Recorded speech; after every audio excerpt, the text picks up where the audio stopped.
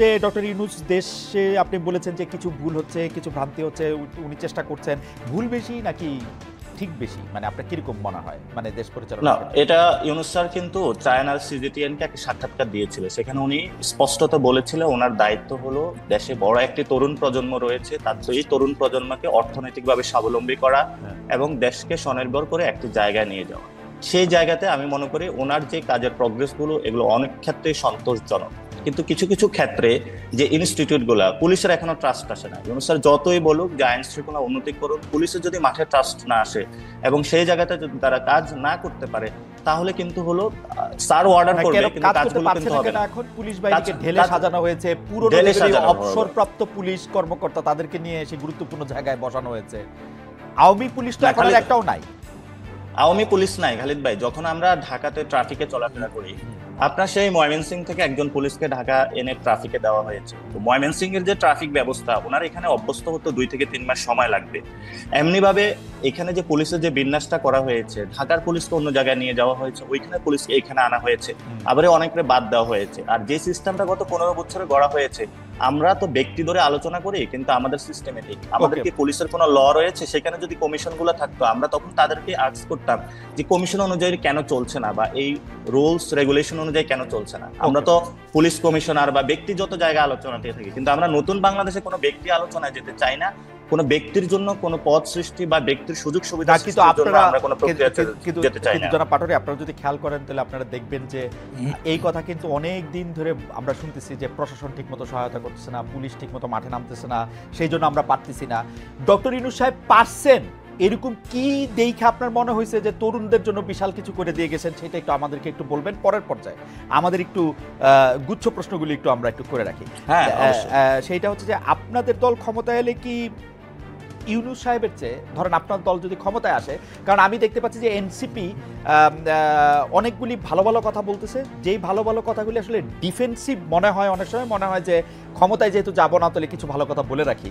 সেই হিসাবে আপনাকেও একটু প্রশ্ন করতে চাই যে আপনাদের দল ক্ষমতায় যদি আসে তাহলে ডক্টর ইউনূসের চেয়ে ভালোভাবে দেশ চালাতে পারবেন কিনা?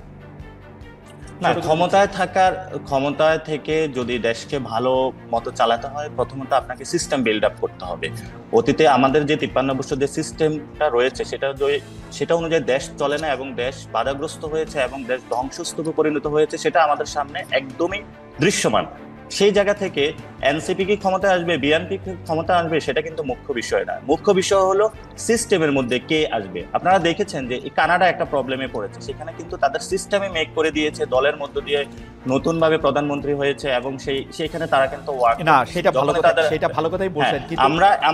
আমরা এই জায়গাটায় বলে থাকি যে ডক্টর ইউনূস হোক আর যেই হোক, দেশে যদি কোনো একটি সুন্দর সিস্টেম থাকে, যে সিস্টেমের মধ্যে ব্যালেন্স অফ পাওয়ার থাকবে, যিনি প্রধানমন্ত্রী থাকবে উনি কোনো স্বৈরতান্ত্রিক ব্যবস্থার দিকে যেতে পারবেন না। আমরা যদি এমন একটা সিস্টেম তরুণ প্রজন্মের সামনে অথবা দেশবাসীর সামনে দিয়ে যেতে পারি, সেখানে এনসিপি ক্ষমতায় আসুক, বিএনপি ক্ষমতায় আসুক, যেই আসুক, আমরা করি বাংলাদেশ। আমি দুইটা প্রশ্ন আপনাদের জন্য পেন্ডিং রাখবো। আমার এইখানে গুচ্ছ প্রশ্ন যে মানে আপনারা যদি এমন একটা সিস্টেম দিয়ে রাখেন, এটা সম্পর্কে আমার একটা প্রশ্ন থাকবে, কিন্তু এখন আপনার পেন্ডিং প্রশ্ন হচ্ছে যে আপনাদের কোনো নেতৃবৃন্দ মনে করতেছেন যে ডক্টর ইউনূসকেই আসলে 5 বছর থাকতে দেওয়া উচিত, দেশ পরিচালনা করতে দেওয়া উচিত। কেউ আবার বলতেছেন যে এনসিপির দায়িত্ব ডক্টর মোহাম্মদ ইউনূস নিতে পারেন।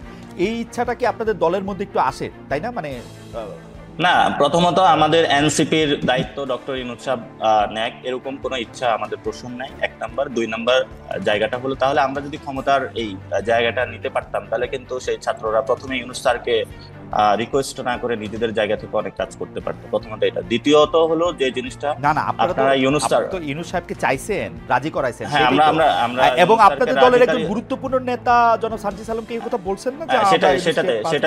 সেটাতে আমি আসছি। সার্জিস আলম বলেছেন যে ইউনূস স্যার একটা আকাঙ্ক্ষা ব্যক্ত করেছেন যে ইউনূসের মতন মানুষকে 5 বছর রাখলে ভালো হতো, কিন্তু উনি বলেন না যে ইউনূস স্যার এখনই হলো প্রধানমন্ত্রী হয়ে যাক, বা আমরা আমাদের এনসিপি থেকে প্রধানমন্ত্রী হিসাবে ক্যান্ডিডেট যে সিলেকশন হবে সেখানে হলো আমরা ইউনূস স্যারকে নিয়ে আসবো, এটা উনি বলেন নাই।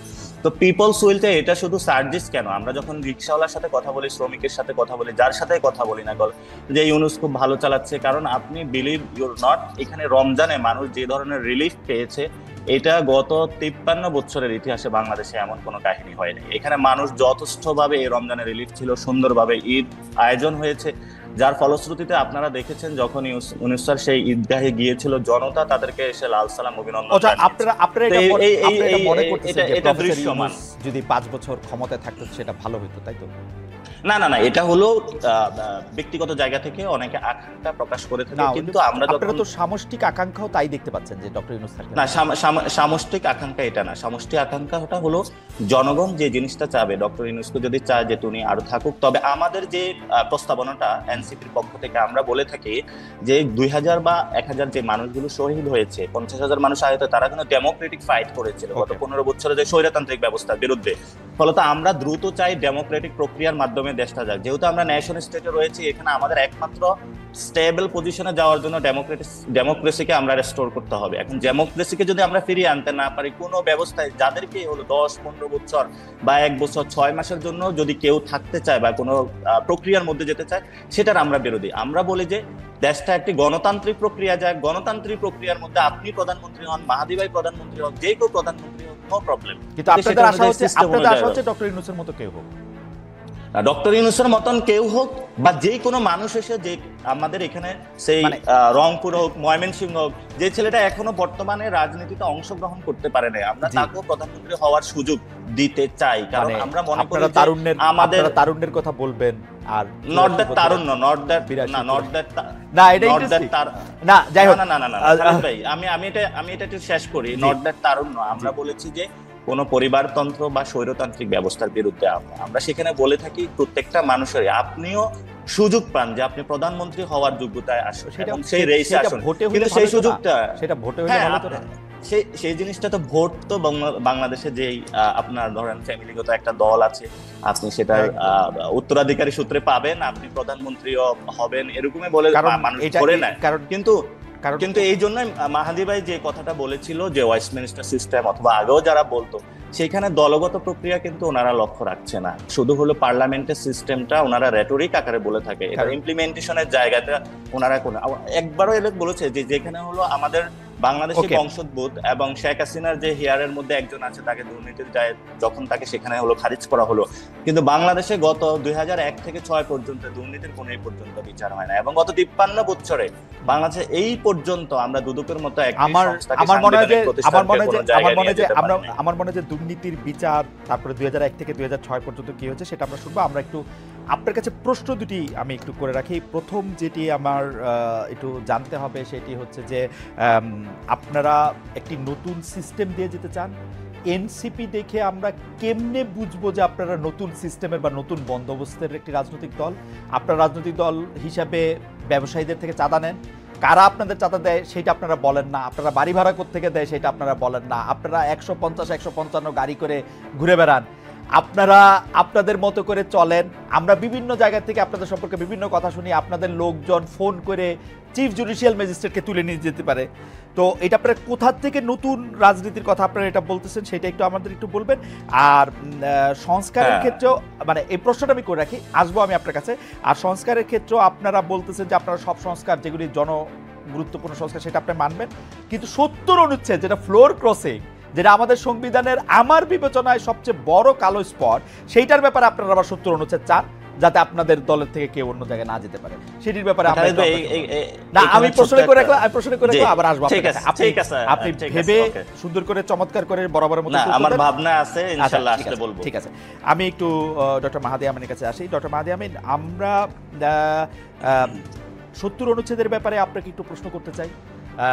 জনাব নাসিরউদ্দিন পাটোয়ারি বেশ কিছু বিষয় তুলে ধরেছে, সেই ব্যাপারটাও আপনি জানতে চাই যে আপনার আসলে সংস্কারের মধ্যে যেগুলি জনগণের সাথে সম্পৃক্ত বলে আমাদের কাছে মনে হয় সেগুলির ব্যাপারে আপনার একটু দূরবর্তী কিনা। পাশাপাশি আমরা একটু জানতে চাই যে বিএনপি কি একটু আপনার বিবেচনায় মানে একটু অসহিষ্ণু হয়ে উঠেছে কিনা নানা জায়গায়। যেমন ধরেন আমি যদি বলি